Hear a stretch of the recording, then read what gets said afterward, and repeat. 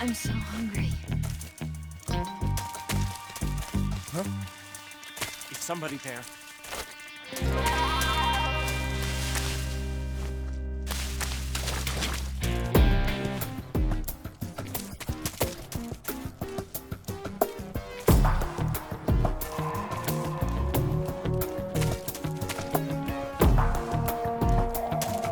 I need rest. Nobody.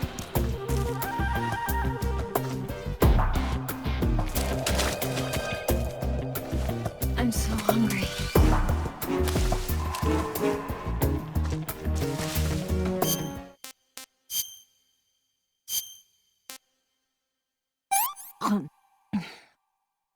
Let me have some more.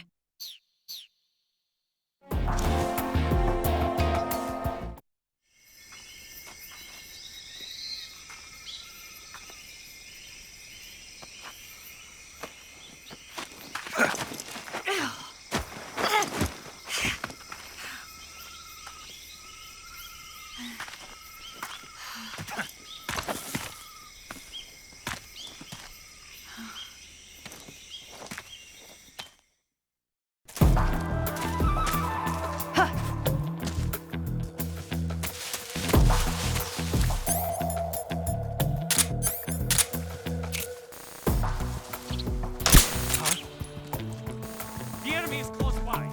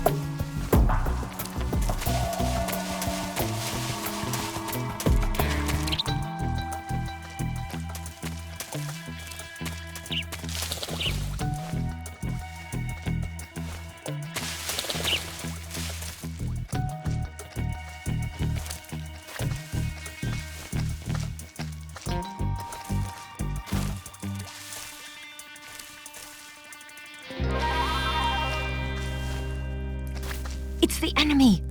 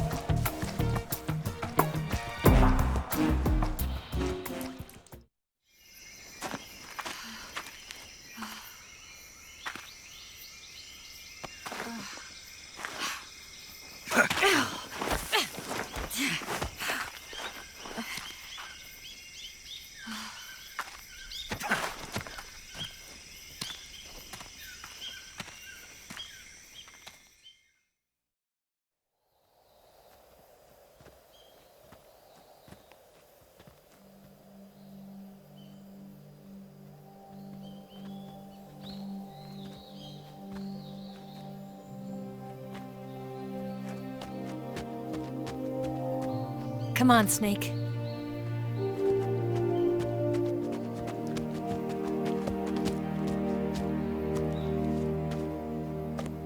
We made it. We made it. Over there.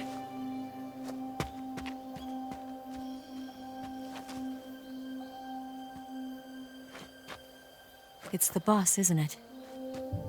I'll go get the wig ready to take off. Right. I'll leave you two alone. But come back in one piece, okay?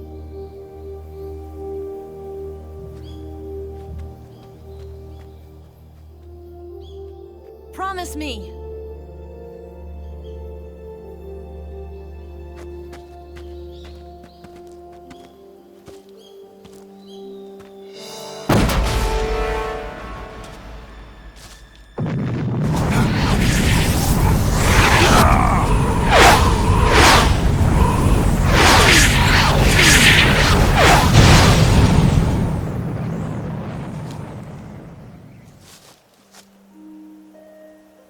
Life's end. Isn't it beautiful? It's almost tragic. When life ends, it gives off a final lingering aroma. Light is but a farewell gift from the darkness to those on their way to die. I've been waiting, Snake, for a long time. Waiting for your birth, your growth, and the finality of today. Boss. Why are you doing this? Why? To make the world one again. The world used to be whole. But with the end of the Second World War, the philosophers began to fight amongst themselves, and the world was torn apart. The Cobras, my comrades who trained and fought alongside me, were torn apart as well. The foibles of politics and the march of time can turn friends into enemies just as easily as the wind changes. Ridiculous, isn't it? Yesterday's ally becomes today's opposition. And this Cold War? Think back. When I was leading the Cobras, America and Russia were fighting together. Now, consider whether America and Russia will still be enemies in the 21st century. Somehow I doubt it.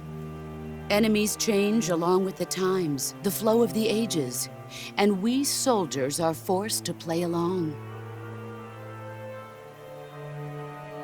I didn't raise you and shape you into the man you are today just so we could face each other in battle. A soldier's skills aren't meant to be used to hurt friends. So then what is an enemy? Is there such a thing as an absolute timeless enemy? There is no such thing, and never has been. And the reason is that our enemies are human beings like us. They can only be our enemies in relative terms. The world must be made whole again. The philosophers must be reunited. I will devote my skills to that purpose. And with the Colonel's money, I will achieve that end. Just as I once created the Cobras. They are my family. I may no longer be able to bear children, but I still have a family. It was November 1st, 1951. I was in the Nevada desert participating in atomic testing. The name Nevada is derived from Spanish, covered in snow, white as snow. And snow is exactly what I saw in that Nevada desert. It froze my blood white. Snake, you were an atomic test subject, weren't you? On Bikini Atoll. That's part of the reason I was drawn to you. You and I are alike. We're both slowly being eaten away by the karma of others. we'll never have the chance to die peacefully of old age. We have no tomorrow. But we can still have hope for the future. In 1960, I saw a vision of the ideal future from space. 3 years earlier, the Soviet Union had succeeded in launching Sputnik, the first man-made satellite in history, into orbit. This came as a huge shock to the United States. In response, America threw everything it had into its own manned spaceflight project, the Mercury program. Even as the Soviets seemed poised to send their first man into space, America was still experimenting with chimpanzees and rockets. The government wanted human data. So they secretly decided to send a human being into space. I was the one they chose. At the time, they didn't have the technology to block out cosmic rays, and whoever they sent up would inevitably be exposed to heavy radiation. That's why they chose me. After all, I'd already been irradiated once. Of course, you won't find any of this in the history books. I could see the planet as it appeared from space. That's when it finally hit me. Space exploration is nothing but another game in the power struggle between the US and the USSR. Politics, economics, the arms race, they're all just arenas for meaningless competition. I'm sure you can see that, but the Earth itself has no boundaries. No East, no West, no Cold War. And the irony of it is, the United States and the Soviet Union are spending billions on their space programs and the missile race, only to arrive at the same conclusion. In the 21st century, everyone will be able to see that we are all just inhabitants of a little celestial body called Earth. A world without communism or capitalism, that is the world I wanted to see. But reality continued to betray me. In 1961, I was sent to Cuba, to Bahia de Cochinos. It was part of a CIA-sponsored invasion under the guise of taking Cuban exiles back to their country. But the US government betrayed them. Our weak-kneed president held back their air support. Defenseless, the exiles were annihilated by the Cuban army. All I could do was watch in silence. I was set up by the very country I'd sacrificed so much for, by the very government I dedicated my life to defending. I was driven from the surface world, and I went underground. Then, 2 years ago, I faced the sorrow, my old comrade in battle. He was my friend. But one of us had to die. I was left with no choice. The sorrow gave his life for me. There is no enmity between us. One must live, and one must die. That was the mission. The ones who gave me that mission were the philosophers. Early in the 20th century, the true holders of power in the United States, the Republic of China, and the newly formed Soviet Union gathered together in a secret meeting that would later be known as the Wise Men's Committee. The secret pact they formed there marked the beginning of the philosophers. But the last of the original members died in the 1930s. After that, the organization began to run out of control, and the Wise Men's Committee degenerated into a mere shell of its former self. The philosophers of today have no sense of good or evil. Their influence extends to countries and organizations involved in every aspect of every war. They have become war itself. That's how they operate. The sacrifices of war cause a shift in the times. This shift leads to renewed conflict, and in turn triggers the next war. Like a nuclear chain reaction, each conflict sparks countless others, forming an endless spiral that will continue on for eternity. Do you understand what I'm saying, Snake? By consuming me and you, the philosophers intend to keep that cycle going forever. It was my father who explained all of this to me. He was one of them. You see, I am the last remaining child of the philosophers. But after he revealed the truth, my father was killed by that same shapeless, formless organization. And my father isn't the only thing the philosophers have taken from me. In June of 1944, the Cobras and I took part in the landing at Normandy. We'd been given a top-secret mission to locate and destroy enemy V-2 rocket installations. I was pregnant at the time. The sorrow was the father. I gave birth on the field of battle. A beautiful baby boy.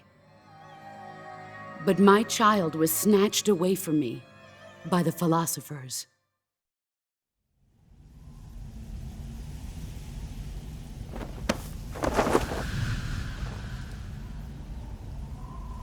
Look at this scar.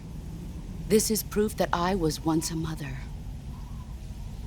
I gave up my body and my child for my country. There is nothing left inside me now. Nothing at all. No hatred, not even regret. And yet sometimes at night, I can still feel the pain creeping up inside me, slithering through my body like a snake.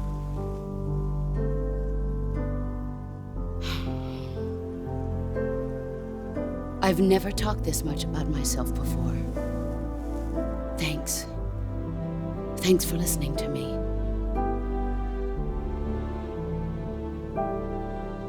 I feel content. Snake, commence the operation. I raised you. I loved you. I've given you weapons, taught you techniques, endowed you with knowledge. There is nothing more for me to give you. All that's left for you to take is my life, by your own hand. One must die, and one must live. No victory, no defeat. The survivor will carry on the fight. It is our destiny. The one who survives will inherit the title of boss. And the one who inherits the title of boss will face an existence of endless battle. I'll give you 10 minutes. In 10 minutes, MiGs will come and bomb the hell out of this place. If you can beat me in less than 10 minutes, you'll be able to escape in time. Let's make this the greatest 10 minutes of our lives, Jack. Boss? You're a soldier. Finish your mission. Prove your loyalty. Face me. Let's see what you're made of.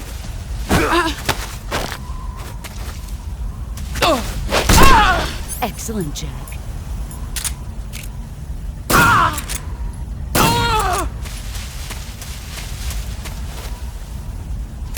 Brace yourself.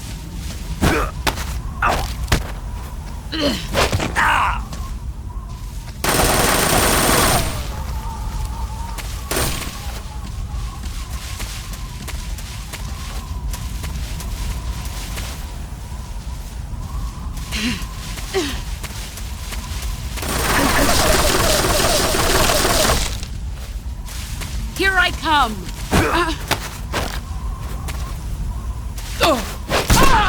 You're better than I remember.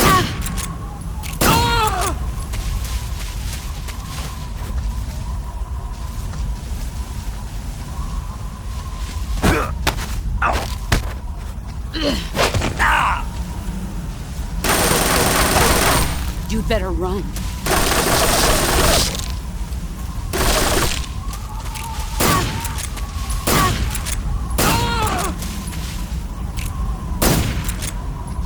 You've gotten stronger.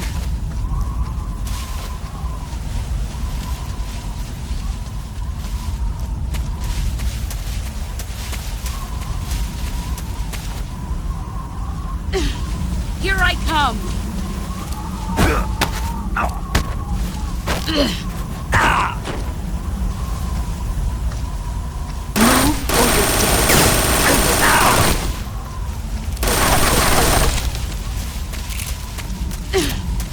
Get ready!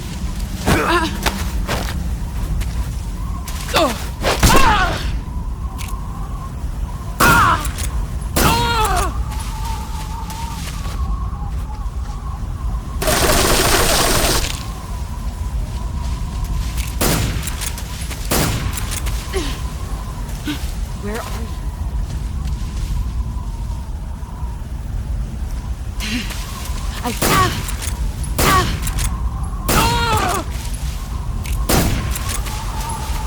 Brace yourself.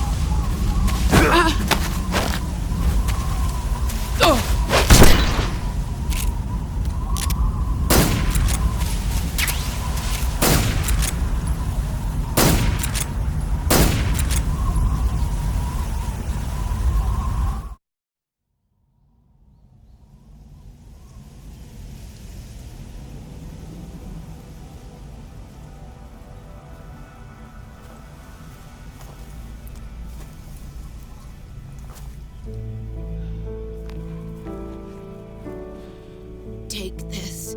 Keep it safe.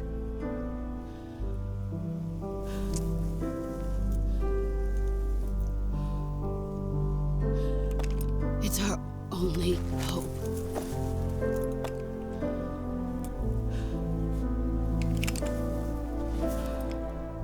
A patriot?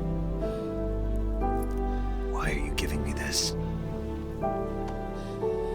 Jack.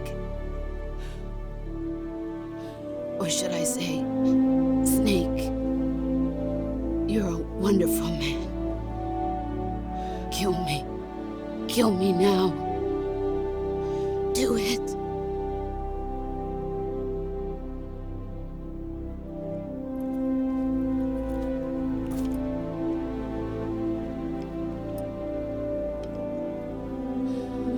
There's only room for one boss and one snake.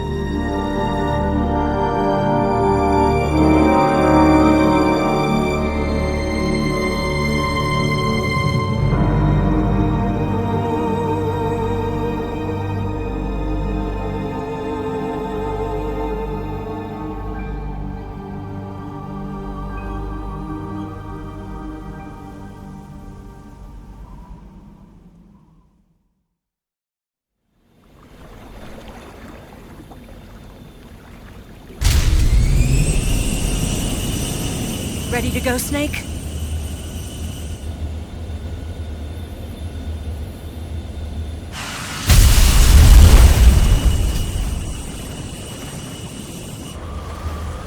Are you okay?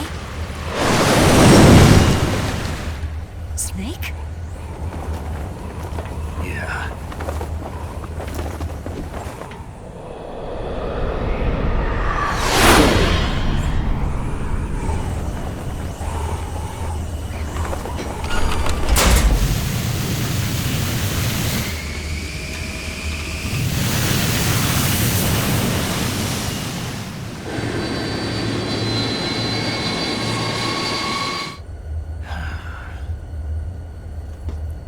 I told you you could trust me.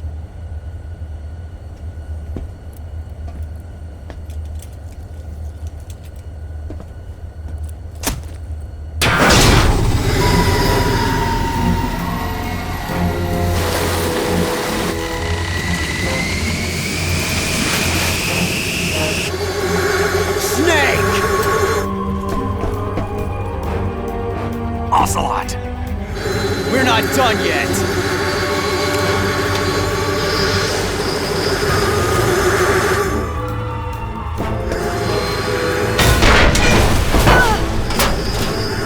Damn!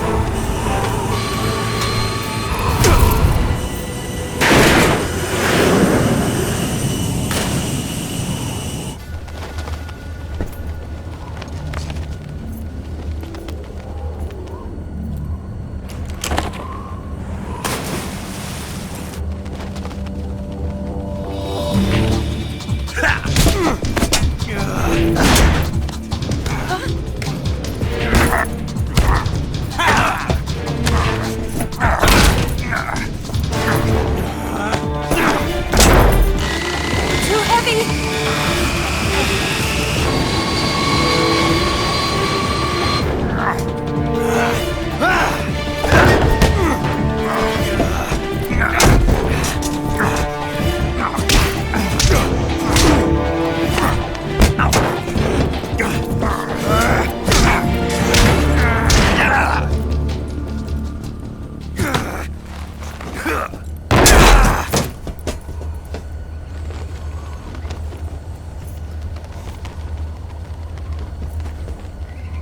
Snake, try to remember some of the basics of CQC.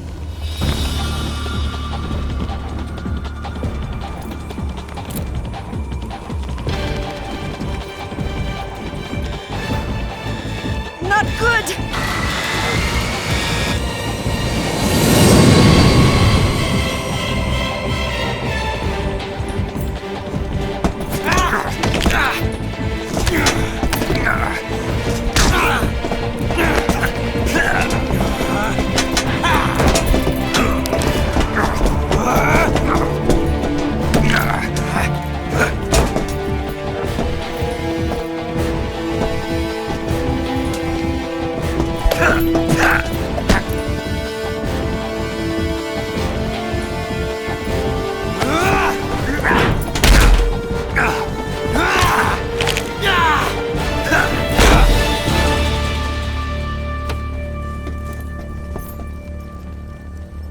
I picked up a few new moves.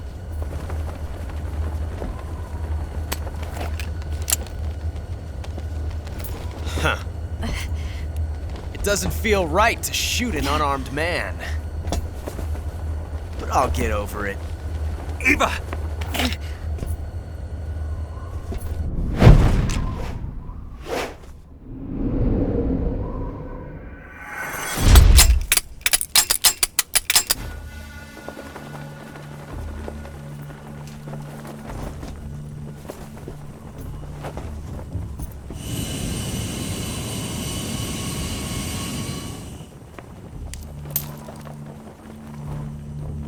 What do you say to one last showdown?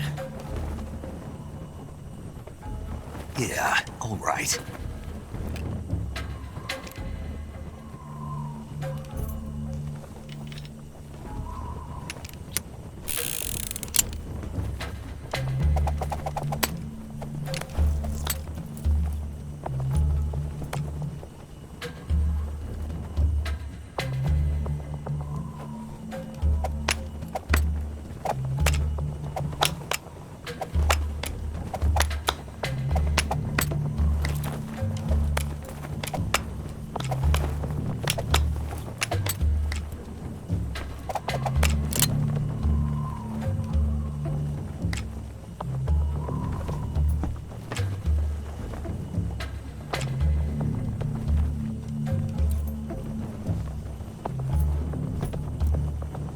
What's your name?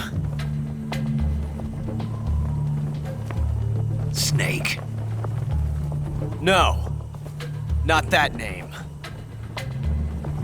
You're not a snake, and I'm not an ocelot. We're men with names. My name is Adamska. What's yours? John. Very well, John. Plain name. But I won't forget it.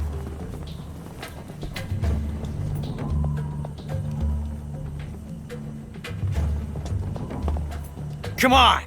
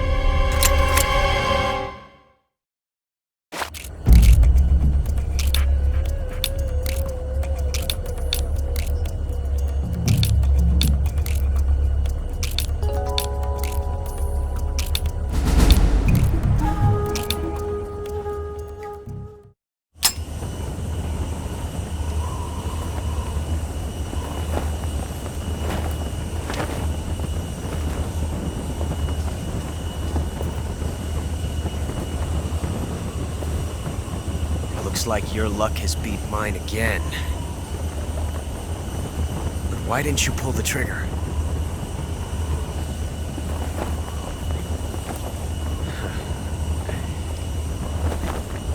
Ah, well.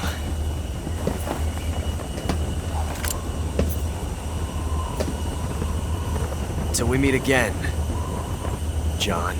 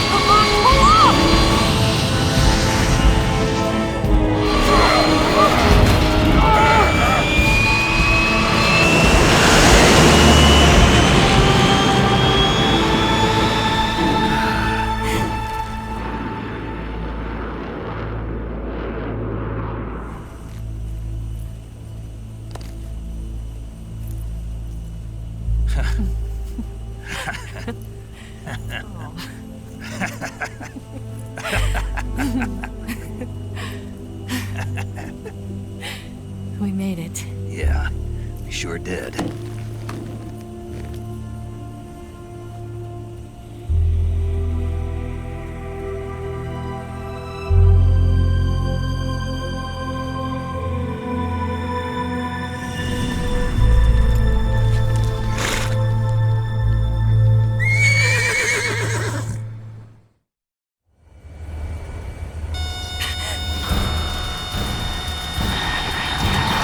Oh no!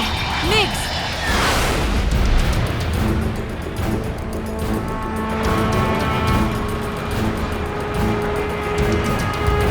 There's no way out! What are we gonna do? We've come too far to let them stop us now.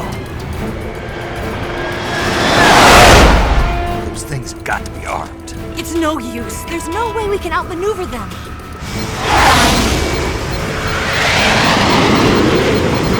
They're gonna shoot us down. We were so close. Weapon systems on. Locked on target. I got towed.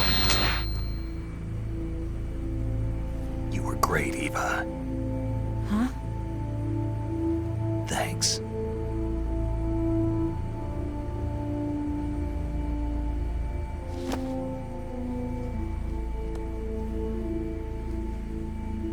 Hulk 19, this is Control. Stand by for a direct order from the chairman. Bulk 19, return to base immediately. Do you read me? This is a direct order from Comrade Khrushchev. Return to base immediately! Bulk 19, do you copy? Understood. Aborting mission. RTB. Look! The MiGs are turning back! Woo!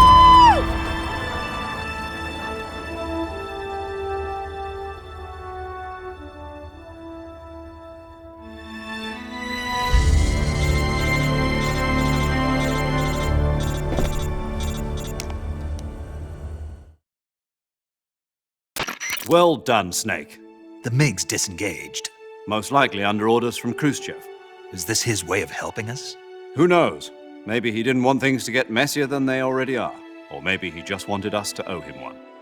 The important thing is, you made it out alive. As long as Khrushchev is with us, I don't think they'll be coming after you. It should be smooth sailing all the way to Alaska. I'm sending someone out to Galena Base to meet you. To meet me? The DCI and the President himself are waiting at Langley. Don't keep them waiting.